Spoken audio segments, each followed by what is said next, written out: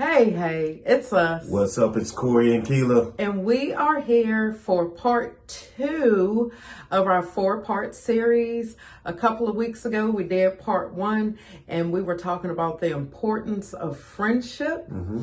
And our series is based on a interview that we did about a month ago, back in January, with Jonathan Smith, aka Teflon John. You all need to check him out. YouTube, Facebook, All that. He's awesome.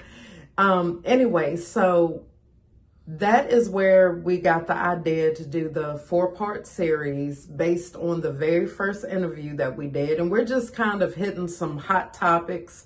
So today we are going to talk about overcoming challenges and conflict resolution. Our first point, would you like to address our first point? And it's just about addressing challenges. So I can rather. Okay. I can. So overcoming challenges, like there are going to be challenges in your relationship.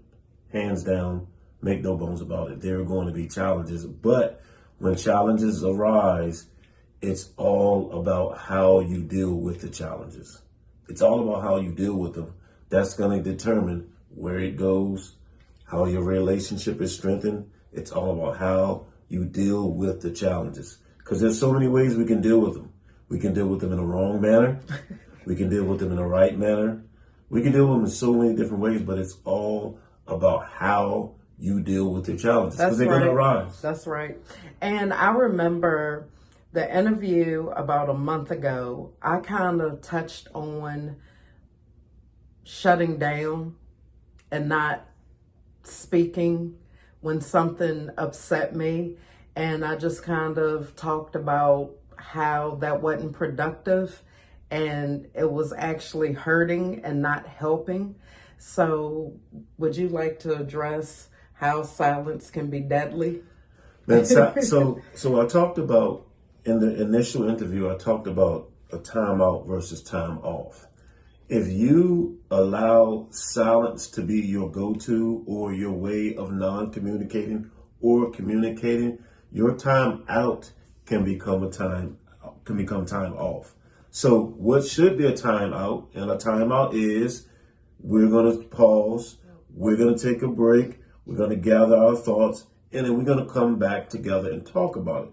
But when you operate in silence, that time out can become time off. What is time off? Time off is now I'm entertained by someone else.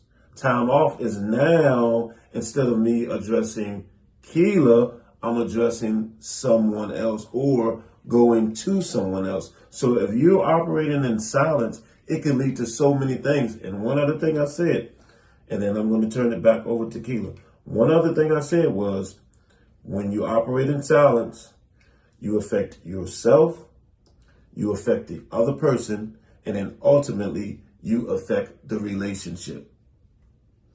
And that's good. I just wanted to add, when conflicts arise, it's best to, and this is just our opinion. We're just, giving out some tips.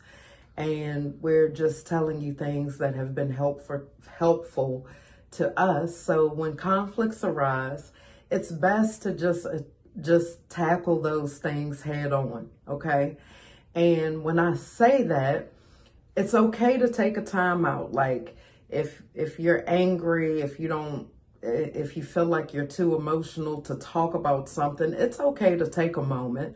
But don't let those things fester. Don't let those situations stew. You should address them head on. And back to the silent treatment. Silent treatment is all about hurting your spouse and hurting yourself. And when I say that, nothing is getting resolved. So let's say I have an issue with Corry and I shut down. I'm not being fair to him, and also I'm not being fair to myself, because whatever I'm offended by or I'm upset about, it's not getting addressed. So how is that helping either one of us? Also, I wanted to address just when you go to your spouse, let's talk about some ways we should approach one another. Yeah, absolutely. You have to be aware of your body language. You have to be Pause aware. right there. Okay. Pause right there. Okay. Expound. So body language, yeah, you can't come to, your spouse puffed up. You can't come to your spouse with a mean disposition. You can't come to your spouse pointing your finger like that. You have to be aware of your body language. That's good. That's very important. Or else it won't be received. Okay. Secondly, Tone. thank you. You have to be aware of your tone as well. Now, this is something that, see, we always say marriage is work. And you got to realize this is something that you have to work on, because just being truthful, in the heat of the moment, it takes a lot of discipline to do that. But you have to watch your tone as well.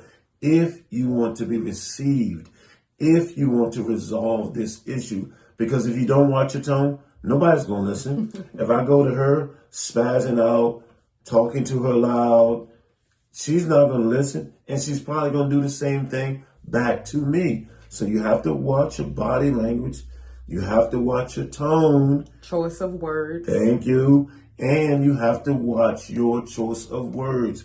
What you would want to say, you can't say because it's not helpful. It's not beneficial. And the thing about it is, at the end of the day, what you would want to say that's negative, it's not building one another up. It's tearing one another down. The choice of words that you want to use is not going to help the situation. Which is why I say sometimes it's good to take a pause before you speak with your spouse. And one of the things that I find helpful, because honestly, there have been some rough patches that, we've gone through and we've had to talk it out. But one of the things that, and I believe I shared it in the interview, I take a moment and I pray and I ask God for the right words to use. I ask God to help me with my disposition. I ask God to make my speech a little softer before I approach my husband. And it works. Also, you have to be okay with the reaction. So things aren't always gonna be received well, or sometimes you may not get the outcome that you were looking for, but you always have to do your part no matter what. You always have to do your part.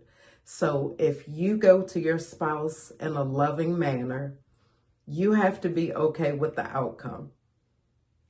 And that can be challenging, because I know, like for me, I always want things to be well. I don't want her to be mad at me. I don't want her to be upset with me. So if I go to her and I perceive that it's not received, it makes me feel a certain type of way. But like Kheayla said, you have to be okay with the outcome, and you have to give that person time. Time will heal. Yes. It's going to be okay. As long as you don't put any negative things into practice. Watch your body tone.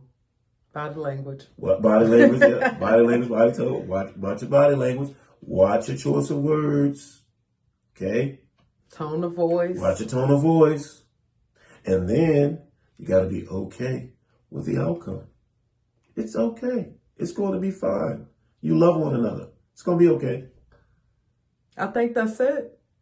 That is part 2 of our 4-part series. So tune in for more. Also, if you haven't had a chance, go back and watch the video, the first interview. What was it called again? I'm so sorry. The Truth About Marriage. There we go. The Truth About Marriage. Thank you, guys.